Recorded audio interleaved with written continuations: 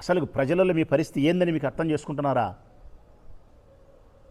ఇంత అపవిత్రమైన మాటలు మీరు మాట్లాడినారే, స్వామివారికి సంబంధించి ఇంత అన్యాయంగా మీరు మాట్లాడినారే, ఒక్క వ్యక్తిని టార్గెట్ చేసి, కేవలం జగన్మోహన్ రెడ్డి అనే ఒకే వ్యక్తిని టార్గెట్ చేసి రాజకీయంగా లబ్ధి పొందడం కోసం అత్యంత పవిత్రమైనటువంటి ఏడుకొండల వానికి సంబంధించినటువంటి లడ్డూ ప్రసాదానికి సంబంధించి అపచారానికి, అపవిత్రకు సంబంధించిన మాటలు మీరు మాట్లాడి భక్తుల యొక్క మనోభావాలను పూర్తిగా మీరు దెబ్బతీసే విధంగా ప్రవర్తించినారే.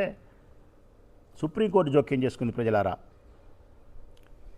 ఒక నివేదిక లేదు, ఒక విచారణ జరగలేదు, ఏ ఆధారం లేకుండా, ఏ విచారణ లేకుండా, ఏ నివేదిక లేకుండా ఇట్లా మాట్లాడడం సరైన పద్ధతి కాదు.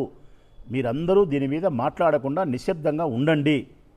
సిబిఐ చేత మేము విచారణ చేపిస్తామని చెప్పి సుప్రీంకోర్టు సిబిఐ చేత విచారణ చేయించింది. 2004లో ప్రారంభమైనటువంటి సుప్రీంకోర్టు ఆదేశాల మేరకు సిబిఐ విచారణ నిన్నటి దినం సిబిఐ విచారణ పూర్తి అయిపోయి వాళ్ళు ఛార్జ్షీట్ కోర్టులో ఫైల్ చేసినారు, నెల్లూరు కోర్టులో. ఏం చేసినారా ఛార్జ్షీట్లో వాళ్ళు పొందుపరిచిన అంశం అంటే, ప్రజలారా,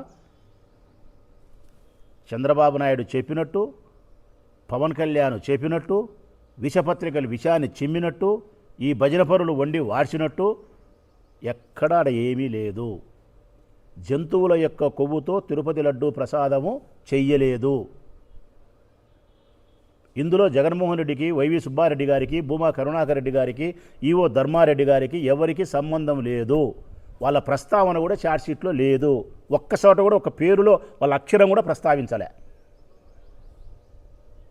పామాయిల్తో అంటే నెయ్యితో చేయాల్సిన లడ్డును నెయ్యి యొక్క నాణ్యత తగ్గి చేసినారని చెప్పి ఇచ్చినారు. జంతువుల కొవ్వు లేదని ఇచ్చినారు.